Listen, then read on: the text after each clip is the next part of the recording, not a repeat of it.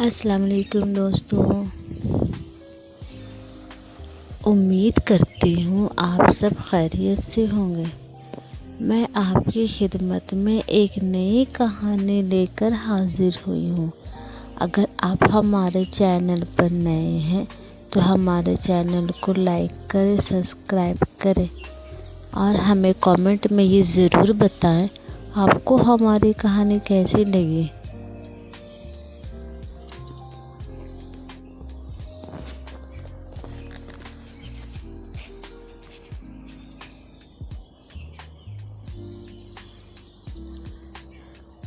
एक ज़माने की बात है। एक गांव में चौधरी बशीर अहमद रहते थे। इन्हें गांव में प्यार से चौधरी साहब कहा जाता था। अपनी सफ़ेद लंबी दाढ़ी और गहरी सोच में डूबी आँखों के लिए मशहूर थे। लेकिन उनकी सबसे बड़ी शोहरत उनके कबूतरों की वजह से थी। उनके पास मुख्तलिफ़ किस्म के और मुख्तलिफ़ नस्ल के कबूतर थे। लोग उन्हें कबूतरों का साइकोलॉजी कहते थे। उनके दिन की आगाज़ कबूतरों को दाना डालने से होता और इख्तिताम उनके साथ वक्त गुजारने पर होता। चौधरी साहब का सबसे प्यारा कबूतर सुल्तान था। सुल्तान कोई आम कबूतर नहीं था। उसके परों का रंग ऐसा था जैसे आसमान के सारे रंग उस पर बिखेर दिए हों। उसकी चाल में एक अजीब सी नफासत थी और जब वो गुटर गूं करता तो लगता जैसे गाना गा रहा हो।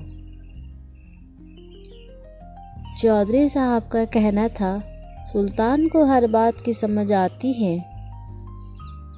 वो उसे अपने कंधों पर बैठाकर गांव के सैर कराते थे और सुल्तान भी सर हिलाकर उनकी बातों का जवाब देता।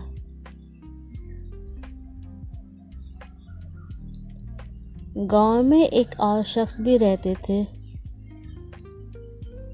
जिसका नाम मुश्ताक मास्टर था। मुश्ताक मास्टर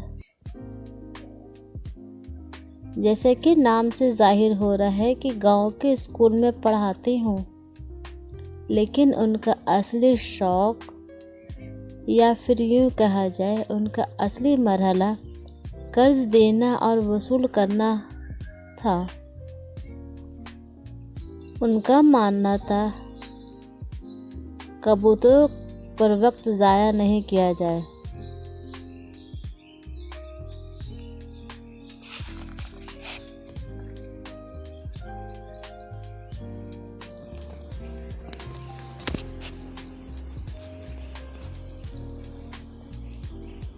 और परिंदों पर इतना वक्त खर्च करना जहालत है। वो चौधरी साहब के कबूतर परवी से हमेशा जलते थे, ख़ासकर सुल्तान से। उन्हें लगता था चौधरी साहब सुल्तान को ज़्यादा अहमियत दे रखी है, जो कि एक परिंदा है। एक दिन मुश्ताक मास्टर ने एक नया मंसूबा बनाया। उन्होंने चौधरी साहब से कुछ रकम वसूल करनी थी।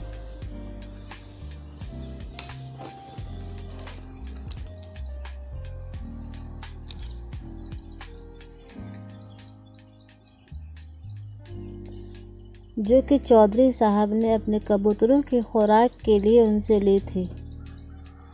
जी हाँ, चौधरी साहब को कर्ज लेने में कोई शर्म नहीं आती थी, और जब बात कबूतरों की खुराक की हो तो वो कुछ भी कर सकते थे।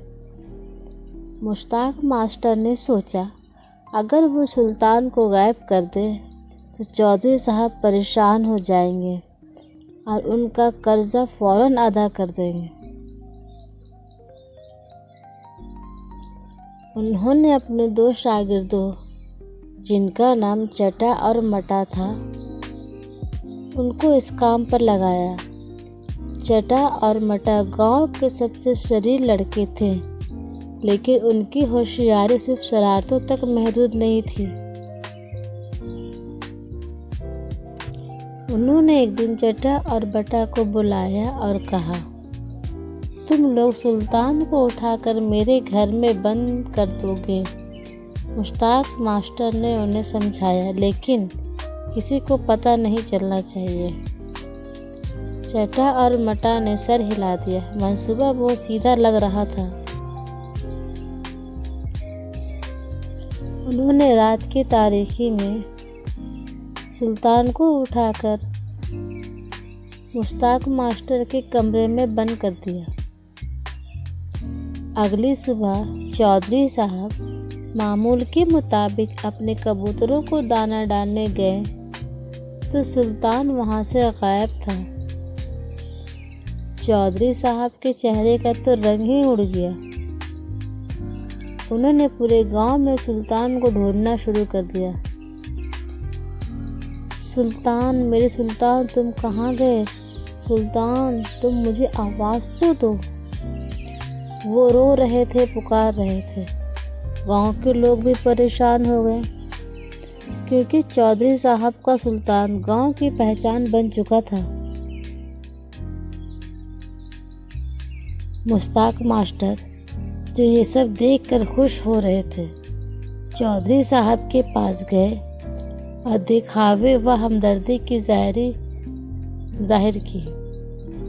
چودھری صاحب، بہت افسوس ہوا سن کر، لیکن کیا آپ کو میرا قرض یاد ہے؟ ہو سکتا ہے اس پریشانی میں آپ میرا قرض بھول گئے ہوں۔ چودھری صاحب نے انہیں گھورا، لیکن ان کا دل سلطان کے غم میں ڈوبا ہوا تھا۔ انہوں نے کہا، ماسٹر صاحب، میرے سلطان ڈھونڈنے میں میری مدد کریں، قرض کی فکر نہ کریں۔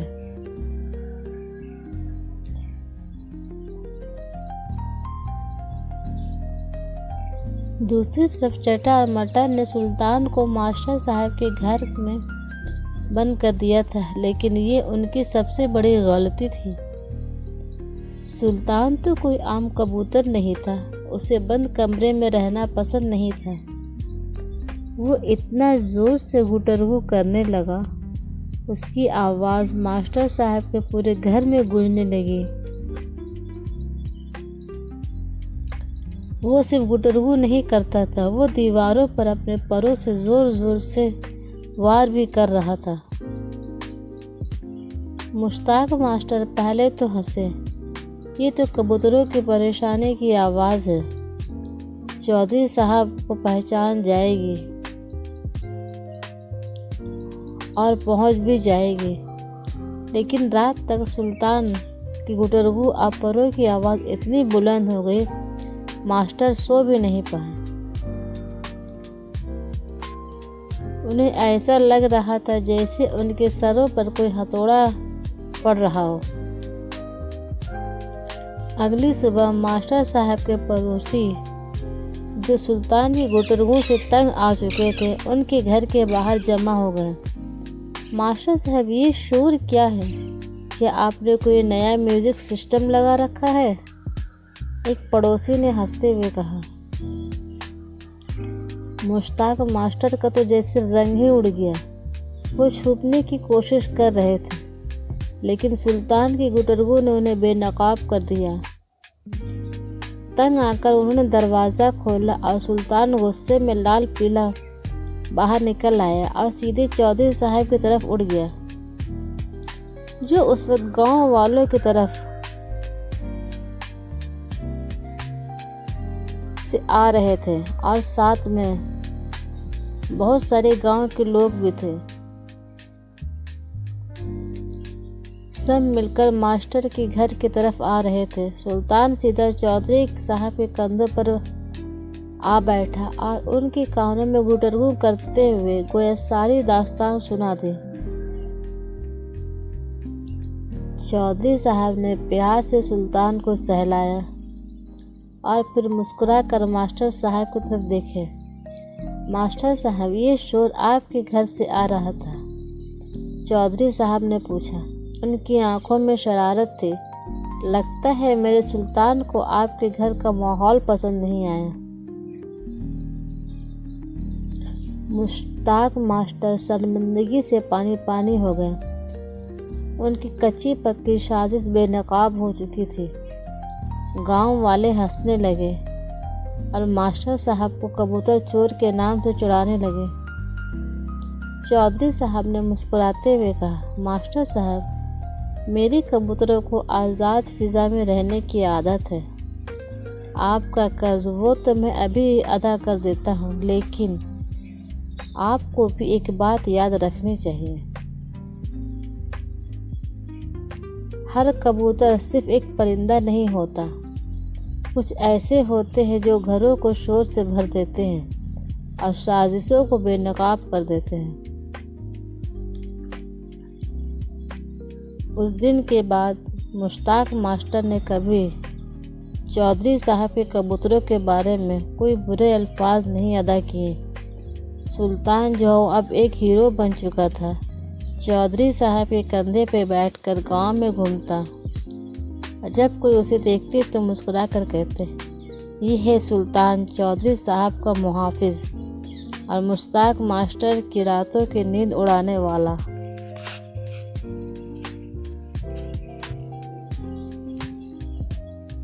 میں امید کرتی ہوں کہ آپ کو میری یہ کہانی ضرور پسند آئی ہوگی۔ اگر میری کہانی آپ کو پسند آئے تو اسے لائک و سبسکرائب ضرور کریں اور ہمیں کمنٹ میں یہ ضرور بتائیں کہ آپ کو ہماری کہانی کیسی لگی۔ انشاءاللہ اور بھی بہت اچھی کہانی کو لے کر میں آپ کی خدمت میں بہت جلد حاضر ہوں گی۔ تب تک کے لیے اللہ حافظ۔